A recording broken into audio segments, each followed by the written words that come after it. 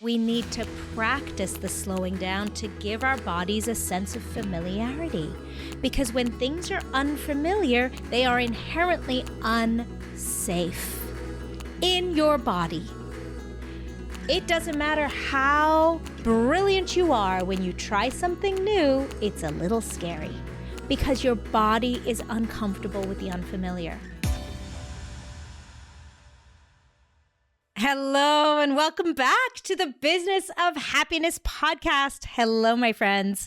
Welcome back. I'm your host, Dr. Tarryn MacCarthy, and today is going to be a phenomenal day.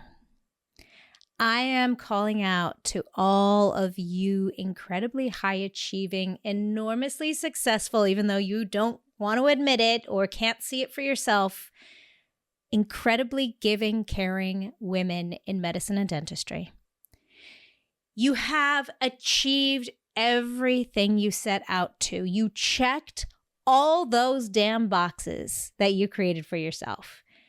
And there's one thing still missing in your life, and that is peace. That sense of fulfillment and appreciation and satisfaction with everything that you have done, with how far you've come. You have gone through intense schooling. You have worked hard. You've put in the hours. You've taken risks. You've gone out of your way. You've created businesses, families, incredible careers, treatment plans, saved lives. And yet the one thing that's missing is feeling that sense of, I did it, fulfilled, peace, I've arrived.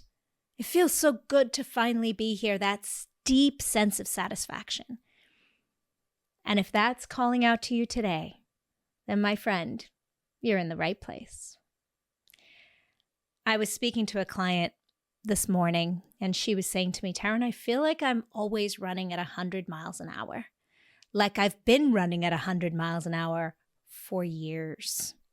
Oh man, and I totally resonated with that. I remember that feeling of everything feeling urgent and important and heavy and feeling the weight of responsibility all the time. It makes so much sense. I mean, once you're running a practice, once you're treating patients and feeling responsible for their care and the chart notes and the liability that we take on, and I mean, let's face it, the responsibility of taking care of people's bodies and their lives. You know, people don't realize in dentistry how much we value that tooth. A friend of mine had the wrong tooth extracted by another friend of hers, a dentist. And oh my gosh, how traumatizing to lose a virgin tooth. This is how our patients feel. We are working on their bodies, and that feels enormous. It feels important. Every decision we make, not to mention the threat constantly of being caught out doing something not perfectly, whether it be chart notes or your taxes or the way you speak to a patient or the responsibility of navigating leadership and hiring and firing team members. I feel like so many times we feel like we're walking on eggshells around the rules. Am I right? It's exhausting. Now talk about the weight and the responsibility of parenting. Oh my gosh, the stakes feel so much higher. How could we let one thing slip? That's what our mind is telling us. Or when we look at our parents as they're aging and we see, I only have so much time with them. Or in our relationships, our marriages, there's so much that we're carrying, and the weight of every single one of those components of our lives feels huge. And so what do we do as high-achieving women? We put extra effort. We work extra hard. We go in and we keep pushing, and we feel like my client did this morning, like she's always running at 100 miles an hour. And, you know, I think even interesting things, we might see a notice or a post somewhere about taking care of your body. I remember, you know, as I'm here in perimenopause as 49-year-old, this constant knowing of how we should and shouldn't be taking care of our bodies, the impetus to lift weights, right? We're constantly reminded of how important it is to do weightlifting, to keep our bones strong, how important it is for navigating our weight, navigating our health. And so what do? We put run at 100 miles an hour towards weightlifting. This is an intensity that so many of us high-achieving women share, and it got you far, got us really, really far. And what I keep hearing over and over again is, but man, I don't know how to feel peace. And I said to my client this morning, as we're talking about practicing slowing down, how does that feel to you when I say slow down? Does that feel safe? What's coming up for you when I say slow down? Because I remember when somebody at that point in my life, when I was running at 100 miles an hour and doing everything intensely and waking up and going 0 to 60 in no time flat, and then not slowing down until my head hit the pillow, sometimes not for hours after that, but there was never an off switch. I mean, even when I went to the gym, I would be doing that for myself. I'd say I'm doing this for myself. I'm taking time for myself. But the gym was intense. I was doing HIIT workouts. I was training for triathlons. If I was lifting weights, I was doing the very best I possibly could, especially when around perimenopause, they tell us it's not light weights, it's heavy weights. Okay, so what does that even mean? I'm going to do my very best at weightlifting. I would get into my head, what I'm noticing in my leadership is communication, is I really could do better communication. I would dive all in on communication and take all the courses and read all the books. The intensity level was at 100% all the time. So I said to my client, when I say slow down, how does that feel in your body? Because when I was told that, I freaked out. Slowing down felt like everything would fall apart. And I'm calling this out here because I want you not to feel alone. If you're hearing me say, the most important thing is to slow down. If you've been running at 100 miles an hour, it's time to slow down. Oh my gosh, that was so activating for me. If I slow down, what will happen with my team? What will happen with my business? What will happen with my bills? What will happen with my kids? They're going to lose out on opportunities. They're going to lose out on, will they even get to the dentist themselves if I slow down? Slowing down felt like a threat to my safety. It felt like I was holding this house of cards that was only being maintained by the speed at which I was running through life and the intensity at which I was living it. But here's the really important thing, and I think this is glaringly obvious, maybe not until you actually notice it and you go, oh my gosh, you're so right. When you've been running at 100 miles an hour your whole life, you get really good at it. And it's practicing slowing down that we're not good at. It is.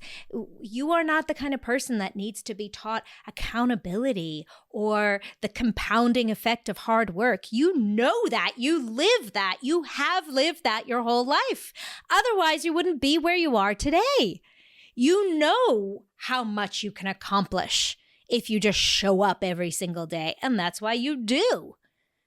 It's the not showing up part that feels life-threatening. Am I right? I mean, that's what our minds are telling us.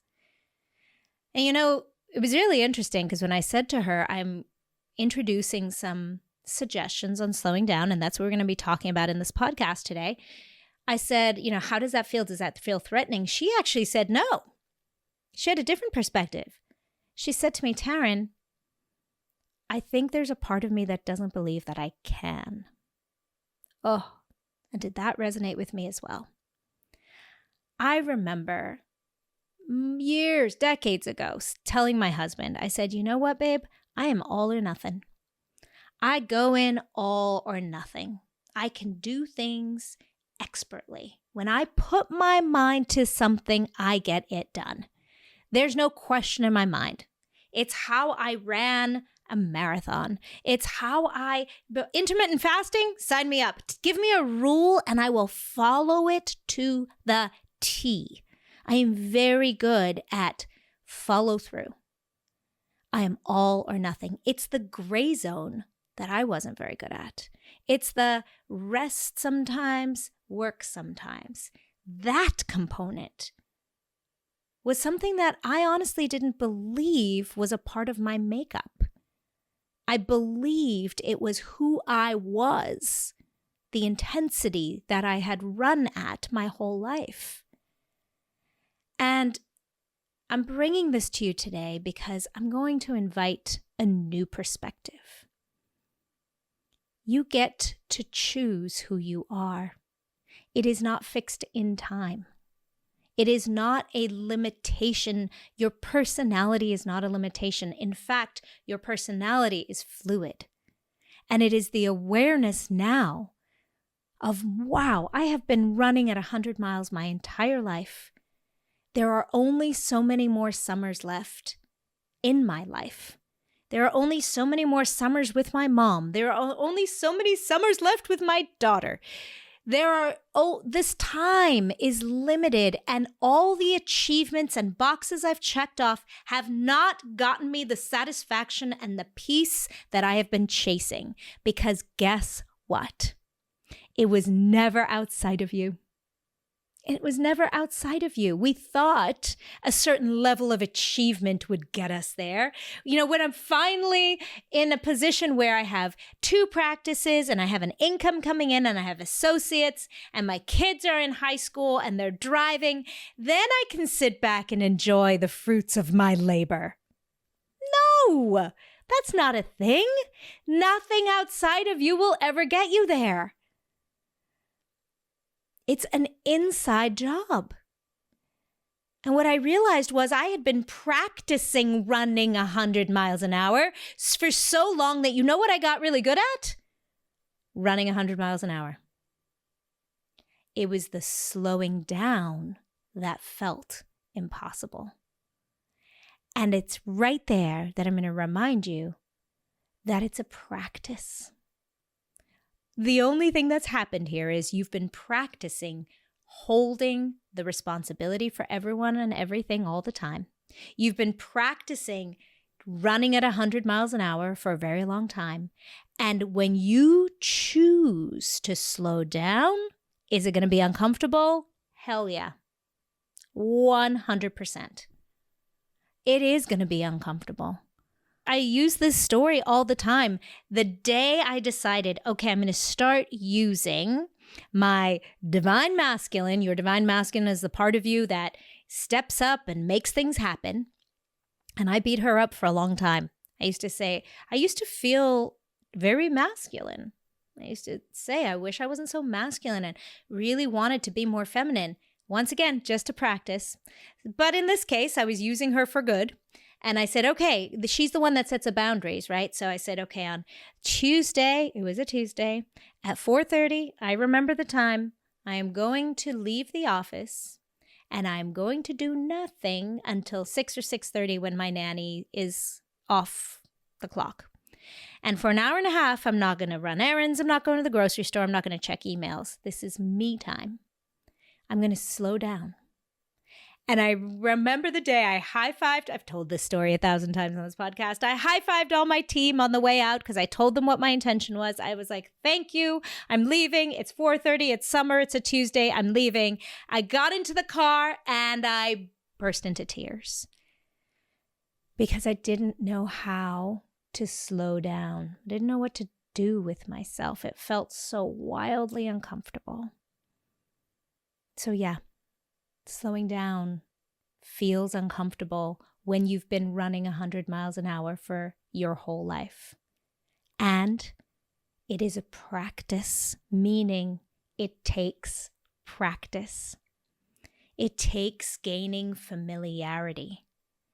We know this from our bodies, right? When you start running, if you haven't run for a long time, maybe you've never run and you do a couch to 5K, that first few hundred meters is uncomfortable. It is. But you get more and more practiced at it. It's like a muscle that you're strengthening. The same thing with slowing down. It's no different. It's not innate in you. It's not something we just fall back into. It's actually because you've been practicing the opposite for so long. So yes, it's going to be uncomfortable, but it doesn't mean it's not worth it. Because here's the good news. You don't have to achieve another damn thing. You don't have to get another certification, another CE course. You don't have to lose 10 more pounds. You don't have to earn 10 more dollars. You don't have to pay off 10 more $1,000 of debt to feel more peace in your life. Nothing has to change outside of you. You can let go of needing to manipulate anybody. Your mother-in-law, your mother, your sister, your father, your husband, your spouse. Nobody needs to change a damn thing. You don't even need to leave the country. It's actually a practice, just like everything else, of slowing down. And I'm going to invite you here. It's the beginning of June. What if we called this Slow Down Summer? The truth is, I don't know how many summers I have left in my life. None of us do. We have no idea. Not just with other people, but with myself. I have no idea. Things happen. I'm sure in January 1st, you had no idea you'd be here now, that the things that have transpired in your life have happened over the past few months. My cousin moved to Australia. She decided last summer. She had no idea a year ago she'd be living in Australia this time this year. A year ago, she had no idea. A friend of mine has moved from South Africa to America. December, they decided they're here now in Rochester, New York. She had no idea a year ago. We have no idea where we'll be a year from now. So this summer, this day is precious. And practicing fulfillment and peace is a practice. And a huge part of that comes from teaching your body how to slow down. Because we cannot find peace and fulfillment and satisfaction when your body is in fight or flight. It's not biologically possible. When your body is in chronic fight or flight, it sees everything as urgency. It sees everything as a mountain to climb and scale. It sees everything as urgent and needing your attention and enormously important right now. There's no slowing down in fight or flight. And that's the truth. So we need to practice the slowing down to give our bodies a sense of familiarity. Because when things are unfamiliar, they are inherently unsafe in your body. It doesn't matter how brilliant you are, when you try something new, it's a little scary because your body is uncomfortable with the unfamiliar. Yes, we can get better at getting used to the unfamiliar. Absolutely. In fact, that's where your power lies. It's what I love to teach in my courses, is getting familiar with the unfamiliar, because that's where opportunity and creativity and possibility lie. But right now, let's go back to the idea of peace and fulfillment. Creating more of it allows you to experience more of it, which makes your body more able to experience of it. I know, it seems backward, but it's the truth. How are we going to do that? Here's what I'm offering to you in Slow Down Summer.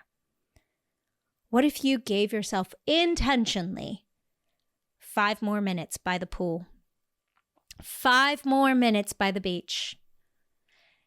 Resting and closing your eyes even. That's what I need to do. And just breathing. Just breathing. Breathing, by the way, slow, deep, intentional breath slows your body from fight or flight, sympathetic nervous system storm to parasympathetic calm. So use your body. Notice that you're holding yourself tight. Relax your body. Let go. Uncross your arms, uncross your legs. Release the tension in your back and your jaw and close your eyes and breathe for 5 more minutes. Make sitting still more familiar. I promise you the world is not going to blow up. I promise you your practice is not going to collapse. I promise you all your team members are not going to give their 2 weeks notice. If you choose to take a deep breath and slow down during your lunch break, close your eyes, turn the cell phone off, close the computer, stop multitasking, intentionally choose slow down. Whatever that means for you. Maybe it means sitting 10 extra minutes at dinner time tonight. And if you find in that moment, like I did when I sat in my car and I was wildly uncomfortable, I wanted to crawl out of my skin. I was like, what do I do? I'm going to give you something to do. Focus on your 5 senses. That's it. What do I see right now? Look around the room. Okay, you got to open your eyes for this part. But if you want to keep your eyes closed, do the hearing. What do I hear right now? Oh, I hear the sound. My kids laughing. I hear the sound of the water splashing. Name 5 things you hear. Smell. What do you smell? Good or bad? Who cares? You're slowing down to appreciate your sense of smell. It is a practice. Taste. I know that's a weird one. What do I taste right now? I taste the coffee I drank. I taste the lunch I just ate. I taste the toothpaste of what I just brushed my teeth.